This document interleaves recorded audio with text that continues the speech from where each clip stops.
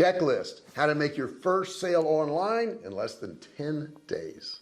You're trying to sell something online, you've come to the right video. You really have. Whether it's a service or a product, it doesn't matter. I'm going to show you in this video how to get your first sale in less than 10 days. I've been doing this for 13 years now at the time of this recording, sold millions of dollars of both digital and physical products. And in this video, I'm going to walk you through what you need to do to get that first sale. That first sale feels so good. I remember my first sale. It was only $10, but I made money online, and I knew if I made it once, I could make it again and again, and that's what I've done. So you'll want to watch this video to the very end. Also, don't forget to subscribe before we get started. Hit that subscribe button, turn it from red to gray. Don't forget to ring the bell. Turn on all of the bell notifications so you're notified each and every time I go live. Okay, let's jump right into this. It feels so good when you get your first sale, so let me show you how to do it.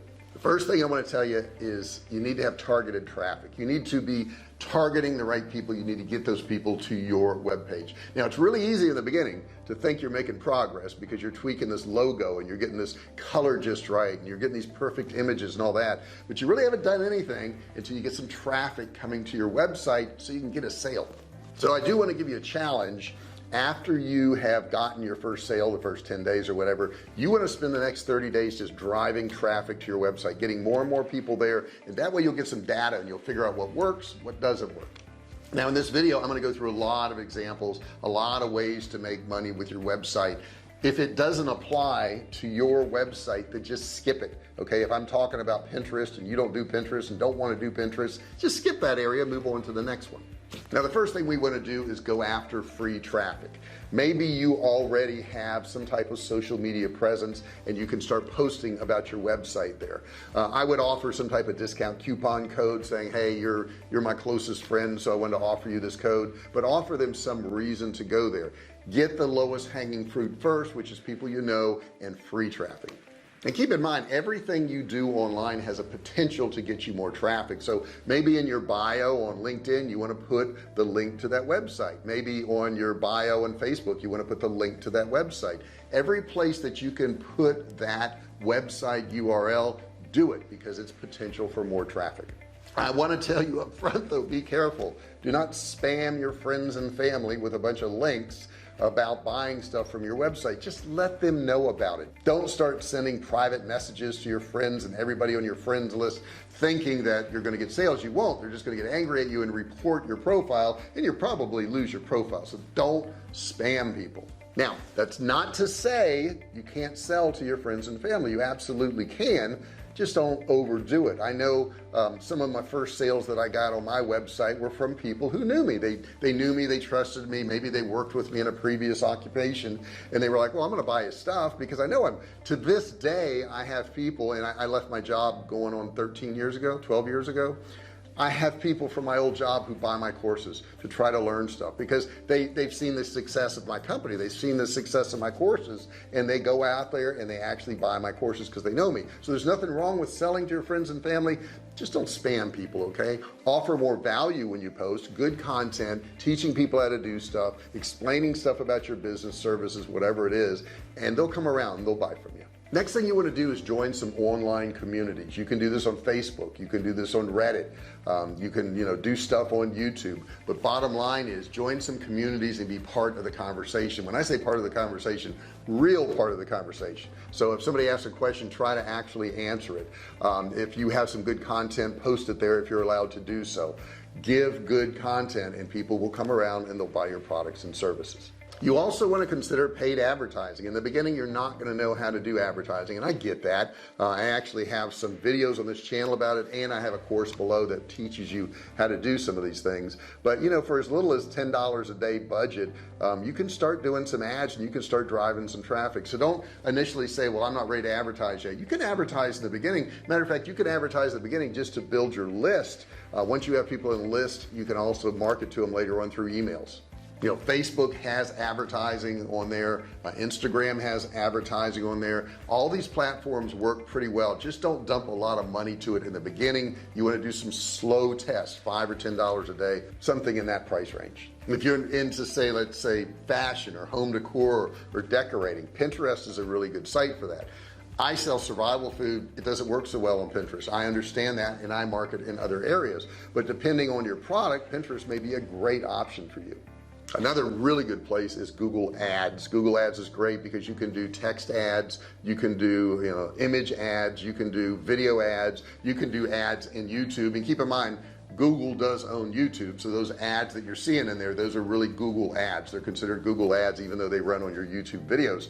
And that's how my channel actually makes money, along with a lot of other things. But one of the ways it makes money is ads that run on my videos, which you'll see them every now and then running on my videos. I actually make money on those, but somebody is actually paying for those ads to be on my videos. And that's what you want to do, is you want to be that person paying for those ads. You can actually target channels that match up with your niche, and that way the right people will see your ads. Another thing you can do is reach out to bloggers and influencers and say, hey, I've got this product, I've got this service, I'd like to have you review it, and I'll give you the product. I'll give you the product to review. I've done that before with our canned meats. We would send it out to somebody, they would do a review online, and that really matters a whole lot more, because if I just go out and do it myself, I'm going to be targeting and getting the people that I can reach. But if I give it to some influencer, some blogger that talks about that niche, I'm not only going to get what I would normally get, I'm going to get their audience too, and they've already built an audience. That's a great way to go about it.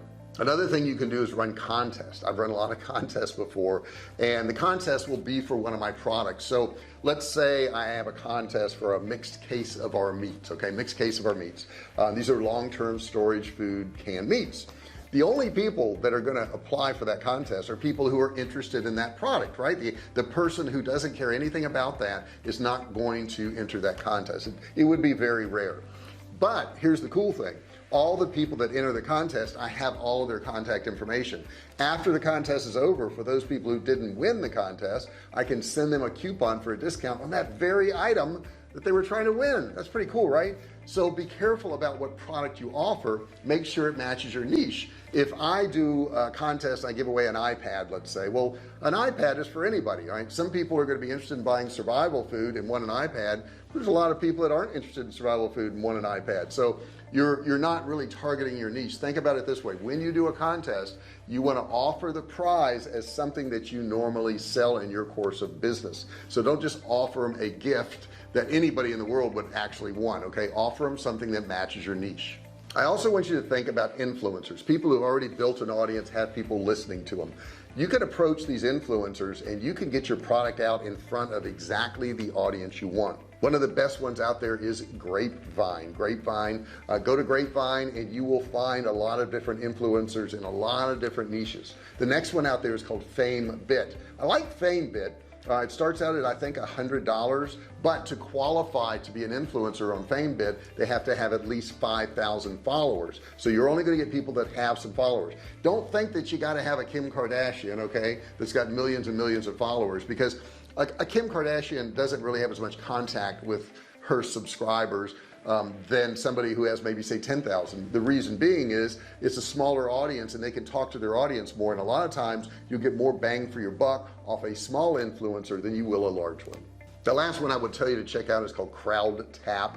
It's a lot smaller than some of the big ones. However, it's a lot less money and you can target your audience a whole lot easier on CrowdTap. Next way to go about it is through guerrilla marketing. I do guerrilla marketing every day. What guerrilla marketing really is you going out there and putting effort into talking to somebody one-on-one. If I'm on a cruise or if I'm at a store or something, people ask me what I do, I tell them all about it. I give them all my links. I tell them about my YouTube channel. If they sound excited about it, I'll say, well, pull up your phone, go ahead and subscribe right now. I don't say go later on, go check it out and maybe you'll subscribe. I try to get them to do it at that minute. That's guerrilla marketing. As a matter of fact, I spoke at the guerrilla marketing event in Florida just a few years ago. I'll be going to their mastermind next month. But that's a great way. You can't be afraid to sell your product. If you're afraid to tell people that you meet face to face about your product, you shouldn't be selling it. Once you've done all of these things, you want to look at what the results are. What are the results? I would say never stop doing guerrilla marketing. Never stop telling people about your company that you meet. However, when you're running ads, when you're doing social media posts, when you're dealing with influencers, all these other things I talked about, you want to stop and say, okay, how much did it cost me? How much effort was put into it? What were the results? And that's another key right here, is what results are you trying to get? What did you want to get? Did you want to get signups? Did you want to get people to attend your webinar? Did you want to get people to buy your product? What did you want to get? Determine that before you do any of these. if you don't know what your goal is, it's going to be really hard to measure it. Okay, if you have a whole lot of people that signed up but you didn't sell any products and your goal was to sign people up, hey, you were successful because you signed people up. You just need to work on that link of selling them a product afterwards. That's the part that you may be weak in. So understand that you need to do all these things, but you also need to stop and check. I would say in 2 weeks to 30 days, you need to check and see what's happening and make your adjustments accordingly. Are you getting the results you want? And if so, you may want to put more effort into it. You may want to put more money into it. And if you aren't, you may want to change directions and do something else. Now, of course, there's no one size fits all type method. I've talked about a lot of methods here to get you some traffic and to get that first sale. However, you need to try them all to figure out what works for your business. I have a lot of people say, well, I've got this idea, I've got this idea, I've got this idea. Which one should I do? I'm like, do them all. Do them all and see which one works, because I don't know. The market knows. The market knows. And that's what a good digital marketer does, is they test constantly. They're constantly throwing stuff out there. Now, here's the truth. About 80% of the stuff won't work, but you only need that 20%. You only need that 1 out of 5 that does work to really make you profitable online. I hope this video helps you out. I hope you understand a little bit better, and I know you'll get a sale in the first 10 days if you do the things I told you in this video. Don't forget to subscribe. Hit that subscribe button, turn it from red to gray. Don't forget to ring the bell, turn on all bell notifications so you're notified every time I go live or if I upload a video. And I want to hear from you. I really do. Put your comments below. What are some questions you have? What have you tried to do? What are you working on? Put it below. Or if you just want to say hello and introduce yourself, you're welcome to do that too. Thank you so much for watching this video, and I'll see you in the next one.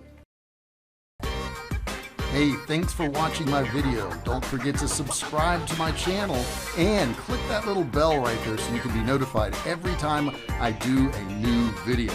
Also, click on one of those videos there. Keep watching on my channel.